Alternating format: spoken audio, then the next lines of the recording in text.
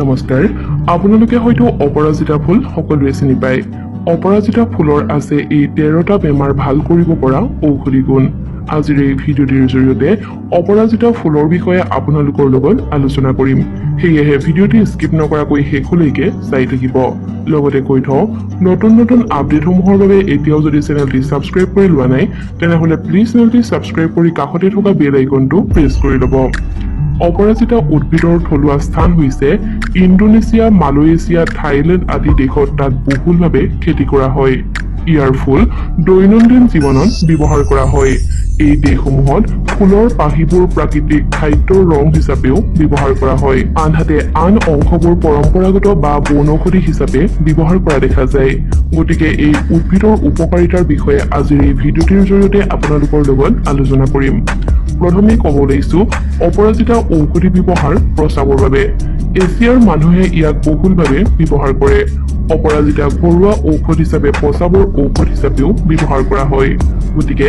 যদিহে আপোনাৰ প্ৰস্ৰাৱৰ লগত জড়িত কোনো সমস্যা আছে তেনেহলে এই ফুলটো নিশ্চয়কৈ ব্যৱহাৰ কৰিব পাৰে অপৰাজিতা ফুলবিধত থকা এন্টিবেক্টেৰিয়েল গুণৰ বাবে এই ফুলবিধ কিছু বিষাক্ত দূষিত খাদ্য খোৱাৰ ফলত হোৱা খাদ্য বিষক্ৰিয়াৰ চিকিৎসাত উপকাৰী বুলি প্ৰমাণিত হৈছে ইয়াৰ উপৰিও ই পাচনতন্ত্ৰৰ অন্যান্য সমস্যাও দূৰ কৰিব পাৰে কিন্তু ব্যৱহাৰ কৰাৰ আগতে চিকিৎসকৰ পৰামৰ্শ নিশ্চয় ল'ব অপৰাজিতা ফুল ডিমেনচিয়াৰ বাবেও উপকাৰী কিছুমান পশু অধ্যয়নত দেখা গৈছে যে অপৰাজিতা সেৱনে এণ্ডুৰৰ স্মৃতি শক্তিও বৃদ্ধি কৰে সেইবাবে ডিমেনচিয়াৰ বাবে অপৰাজিতা উপযুক্ত চিকিৎসা হ'ব পাৰে বুলি বিশ্বাস কৰা হয় মূৰৰ বিষৰ পৰা উপশম দিয়ে অপৰাজিতাই যদিহে আপোনাৰ প্ৰায় মূৰৰ বিষৰ অভিযোগ হয় তেনেহলে নিশ্চিতভাৱে অপৰাজিতা সেৱনৰ কথা ভাবিব পাৰে মূৰৰ বিষ এটা সাধাৰণ ৰোগত পৰিণত হৈছে গতিকে প্ৰতিবাৰেই মূৰৰ বিষৰ বাবে বিষনাশক ঔষধ ব্যৱহাৰ কৰিব নালাগে বিষনাশক ঔষধৰ অত্যধিক ব্যৱহাৰে স্বাস্থ্যৰ বাবে উপকাৰী নহয় এনে পৰিস্থিতিত আপুনি চিন্তা কৰাৰ প্ৰয়োজন নাই কাৰণ অপৰাজিতা মূৰৰ বিষৰ স্বাভাৱিক ঘৰুৱা ঔষধো হ'ব পাৰে যদিহে আপুনি হাঁপানি ৰোগত ভুগি আছে তেনেহলে ইয়াৰ নিৰাময়ৰ বাবে আপুনি অপৰাজিতা ব্যৱহাৰ কৰিব পাৰে কিছুমান প্ৰকাৰৰ এলাৰ্জিয়ে হাঁপানিৰ ৰূপ লয় বৈজ্ঞানিক অধ্যয়ন অনুসৰি ইয়াৰ চিকিৎসাত অপৰাজিতা ফলপ্ৰসূ বুলি প্ৰমাণিত হৈছে ইয়াৰ উপৰিও সাধাৰণ চৰ্দি আৰু কাহৰ চিকিৎসাতো অপৰাজিতা ব্যৱহাৰ কৰিব পাৰে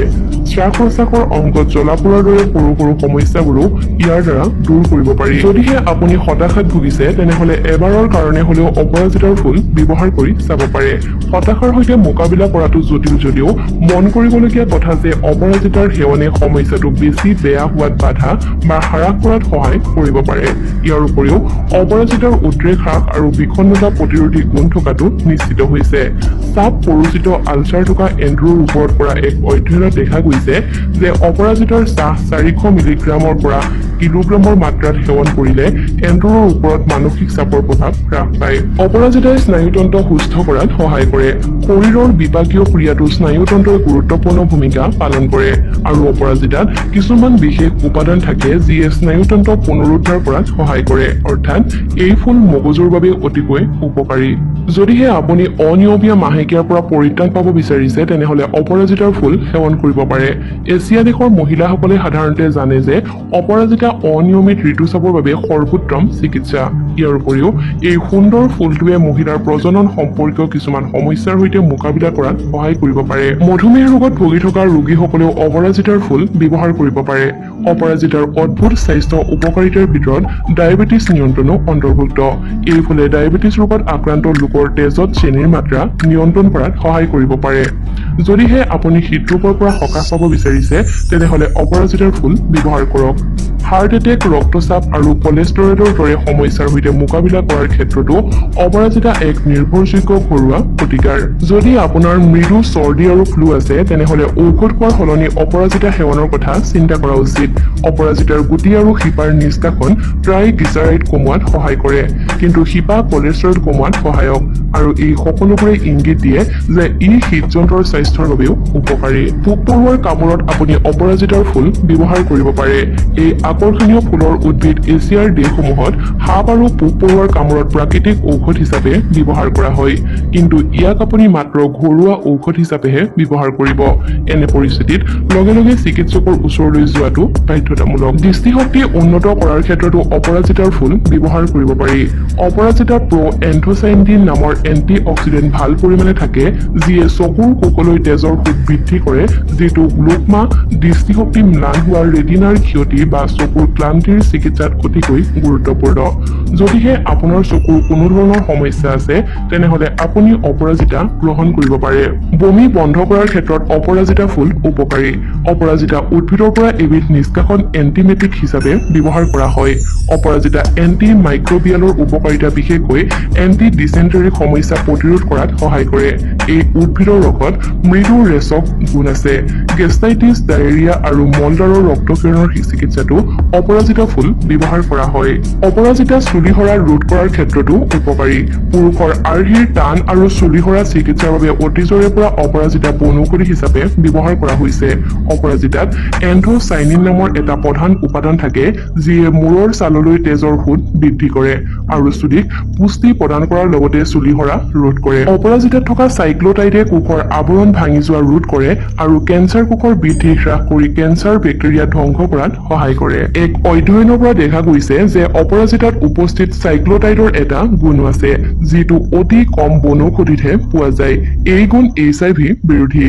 HIV ৰোগত আক্ৰান্ত লোকৰ বাবে অপৰাজিতা অতিকৈ উপকাৰী গভীৰ নীলা অপৰাজিতা ফুলত ফ্লেভনয়েড থাকে আৰু যিটো প্ৰায় সকলো শাক-পাচলি আৰু ফল-মূলতে পোৱা যায় ফ্লেভনয়েড শক্তিশালী এন্টিঅক্সিডেন্ট যাৰ এন্টি ইনফ্লামেটৰী আৰু ৰোগ প্ৰতিৰোধ ক্ষমতা আছে আৰু যি মানৱ শৰীৰৰ বাবে আটাইতকৈ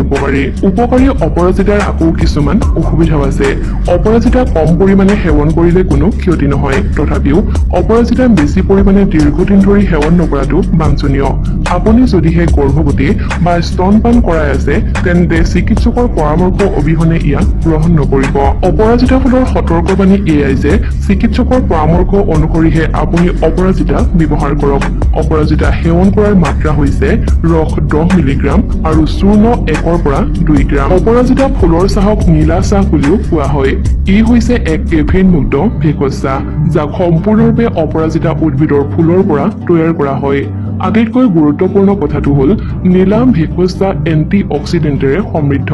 আৰু ই ডায়েবেটিছ ৰোগীসকলৰ বাবে যথেষ্ট লাভালাভকাৰী স্বাস্থ্য বিশেষজ্ঞসকলৰ মতে দিনত দুবাৰকৈ নীলা চাহ খালে আপুনি প্ৰাকৃতিকভাৱে অধিক কেলৰি দহন কৰিব পাৰে ই কলেষ্ট্ৰল হ্ৰাস কৰি হেপাটিক বিপাক বৃদ্ধি কৰে অপৰাজিতা ফুলৰ চাহে চৰ্বিযুক্ত যকৃত উন্নত কৰে যাৰ ফলস্বৰূপে সাধাৰণতে ওজন বৃদ্ধি হয় বিশেষকৈ মাজভাগৰ চাৰিওফালে এতিয়া হয়তো আপোনাৰ মনত প্ৰশ্ন হৈছে যে অপৰাজিতা ফুলৰ চাহ অৰ্থাৎ নীলা চাহ আপুনি ঘৰতে কেনেকৈ তৈয়াৰ কৰিব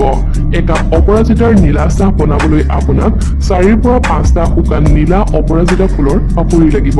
গৰম পানীত সেই শুকান পাপৰি দি 5 পৰা 7 মিনিট ভিজিবলৈ দিব লাগে চাহৰ ৰং ধীৰে ধীৰে নীলা হ'বলৈ আৰম্ভ কৰিলে কাপত ঢালি দিব